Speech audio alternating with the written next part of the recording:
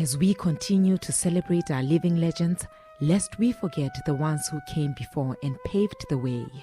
The Eastern Cape Provincial Government chose to remember the life and legacy of Canon James Arthur Calata as part of the Provincial Heritage Day celebration.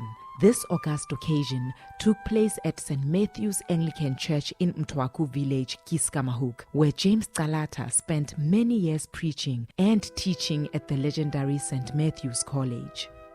As part of celebrating Calata's life and contribution to the liberation of South Africans, Premier of the Eastern Cape Province, Lubabalo Oscar Mabuyane, unveiled a marble and granite memorial monument, built as the Heritage Legacy project dedicated to the life and legacy of Calata. The monument also served as a celebration of the 125 years since this progressive religious leader and political icon was born in the Keiskamahoek area back in 1895. If he were alive, we would be celebrating his 125th anniversary of his birth this year. We have therefore decided to descend here at Keiskamahoek, his birthplace, Ekhabula, to celebrate his life. The story of Reverend James Calata is worth of being told, and there is not better platform than a heritage celebration to do that, because he is part of the rich heritage of religious leaders who modeled and the governing party to lead the revolution against the apartheid regime. This is a rich history of revolutionary religious leaders that can be traced back to the founding fathers of governing party, the ANC, in 1912. And Utata James Calata became involved in the struggle for our liberation when he joined the ANC in 30s. In his own words, he believed Christianity will never develop genuine roots in South Africa until African grievances were dealt with and democracy prevailed. His grandson, Lukhanyo Calata, who is son to Fort Calata, popularly known as one of the Craddock Four, who were killed by the apartheid government, welcomed the honor celebrating the life and work of his iconic grandfather. Yes, of course. I think any honor and any type of recognition that the family of Canon James Arthur Calata that is bestowed upon him is befitting, considering everything that he has done for us, both in terms of his work within the church and also his work within politics.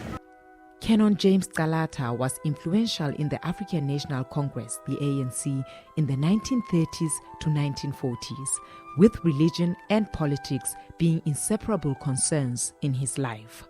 Calata believed that Christianity would never develop genuine roots in South Africa until African grievances were dealt with and democracy prevailed. As part of paying homage to the legacy of Calata, Premier Mabuyane assured the attending crowd that the monument was just the beginning of great things to come in the Keiskamahoek area. As we have installed a granite and a marble memorial plinth here at St. Matthew's College in Keiskamahoek as a Heritage Day legacy project. This will educate our young people about his life and attract tourists to visit and learn about him. We plan to install a life-size bronze statue of Reverend Arthur James Calata at this site that will be constructed in 2021.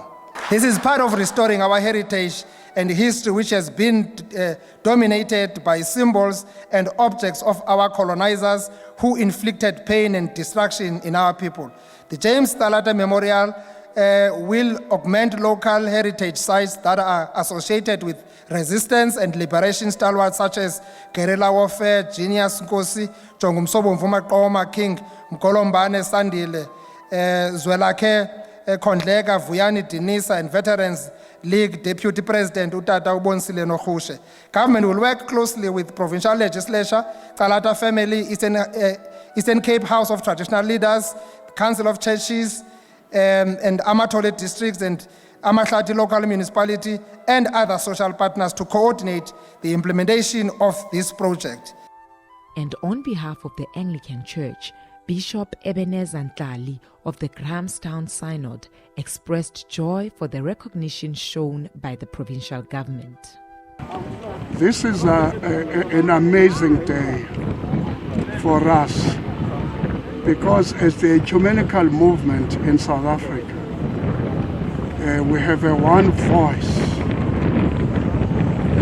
for the proclamation of the gospel, which we believe that, as the late Reverend Canon Calata said, you can't separate politics from Christianity, because whilst we are focusing on the soul, we also need to focus on the body, because people are mental, people are spiritual, people are social, and people are physical. And we give thanks to God that not only myself and the Eastern Cape Provincial Council of Churches and also on behalf of the South African Council of Churches and Archbishop Thabo Makgoba who is Archbishop of the Anglican Church of Southern Africa. We are grateful as Anglicans of Southern Africa that one of us for his life and contribution is being honored today. Long live the spirit of James Calata, long live.